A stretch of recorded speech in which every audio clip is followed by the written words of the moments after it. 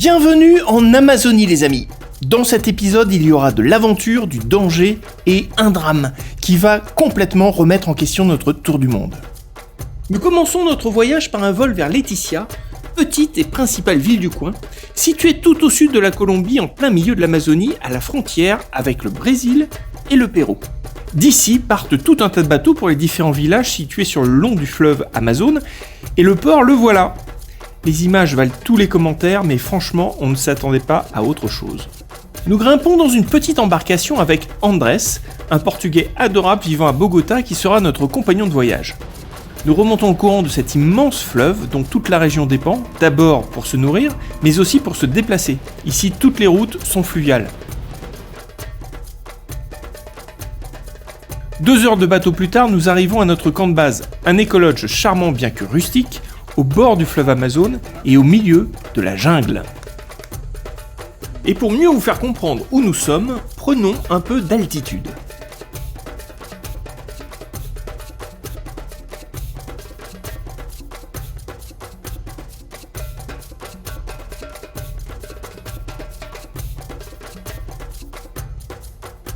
Alors premier réflexe, s'enduire d'anti-moustiques. Bon, je vous rassure, ils ne vont pas nous épargner pour autant. Nous sommes là pour 2 jours et 3 nuits, donc sans perdre de temps, juste après dîner, nous partons en pleine nuit explorer la jungle amazonienne.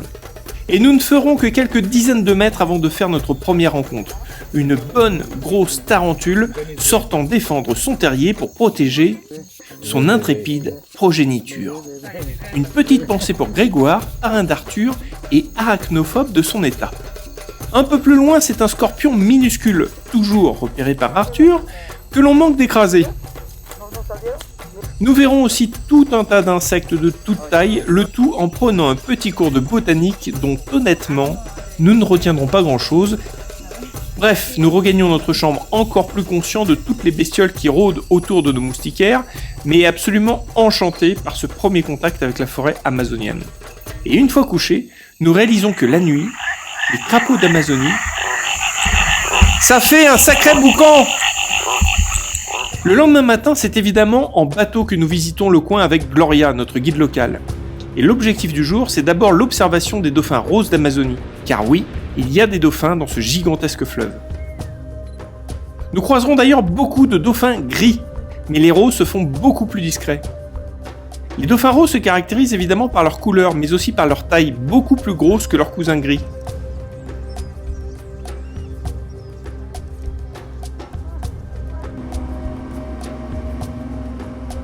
Le problème, c'est qu'ils remontent à la surface bien moins souvent que les gris, et donc je n'ai que cette vidéo à vous proposer. Mais comme vous n'avez absolument pas été attentif, je vous la repasse au ralenti. Bon, c'est maigre, je sais, mais pour en arriver là, je peux vous dire que j'en ai cramé de la carte mémoire. Puis le pilote de notre lancha nous emmène à travers un affluent de l'Amazone sur le lac Tarapoto. Donc, nous sommes actuellement en Amazonie, sur un confluent de l'Amazone, qui est rempli de piranhas. Voilà. Au revoir. Donc, se baigner dans le fleuve Amazone, check. Deuxième étape de cette journée, Puerto Nariño, une petite ville qui s'est développée grâce à l'écotourisme. Des locaux nous expliquent qu'il s'agit d'une vraie communauté, ses membres vivent ensemble et dépendent les uns des autres. Résultat, quand le Covid est arrivé, tout le monde l'a chopé. Mais en proportion, malgré l'absence d'équipement hospitalier, ils compteront moins de morts que nous autres Européens ou Nord-Américains. Leur secret vient évidemment de leur médecine traditionnelle à base de plantes. Nous apprendrons aussi quelques légendes, comme celle du dauphin rose qui se transformerait la nuit en homme et viendrait séduire et enlever les jeunes filles du village en les emmenant dans le fleuve. Et le plus incroyable, c'est qu'encore aujourd'hui, cette légende empêche les jeunes filles d'approcher le fleuve lorsqu'elles ont leurs règles. Puis nous rentrerons à l'hôtel juste à temps pour un moment privilégié avec les singes écureuils.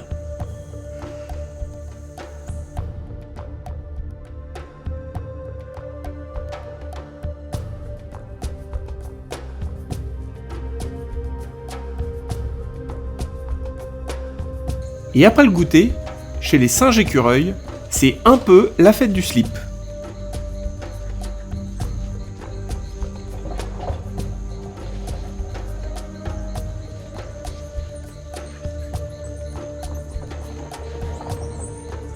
D'ailleurs, le lendemain, nous partons à pied découvrir le centre Mekuchiga, au milieu de la forêt.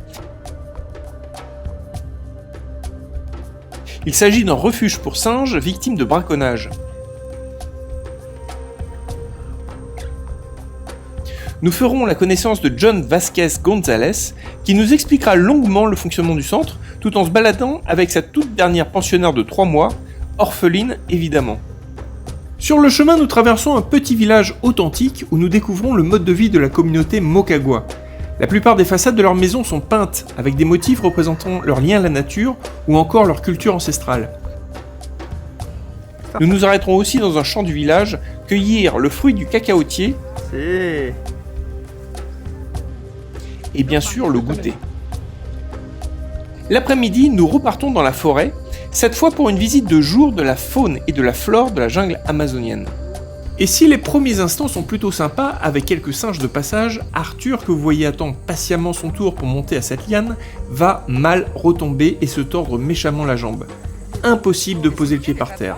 C'est donc sur le dos de notre guide que le pauvre aventurier regagne le lodge. Nous nous endormons en pensant avoir affaire à une légère entorse car sa cheville n'est pas très gonflée. Le lendemain, c'est le départ et nous décidons de partir plus tôt pour aller faire des radios de contrôle à l'hôpital de Laetitia. Bon, le retour en bateau ne sera pas une formalité puisqu'à une demi-heure de la destination, nous sommes au milieu de l'Amazonie, en panne. Qui a dit que les emmerdes volaient en escadrille ? Les secours arrivent.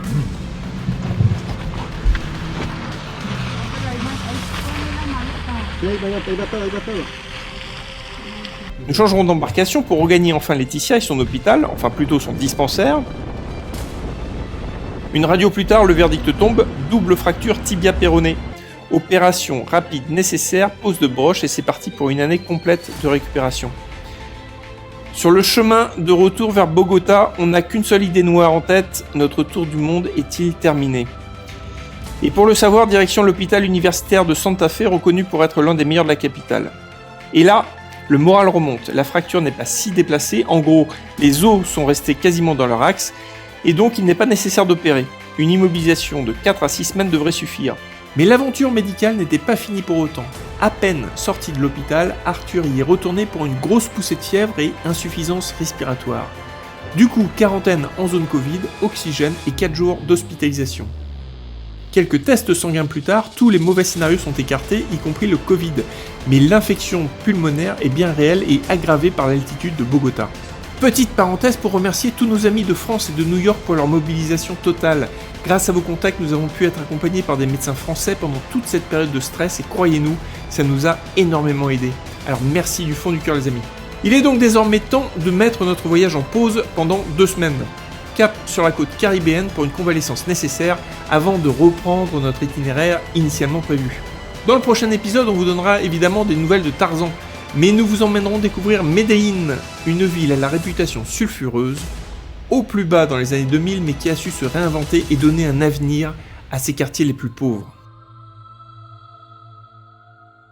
Alors à très vite les amis!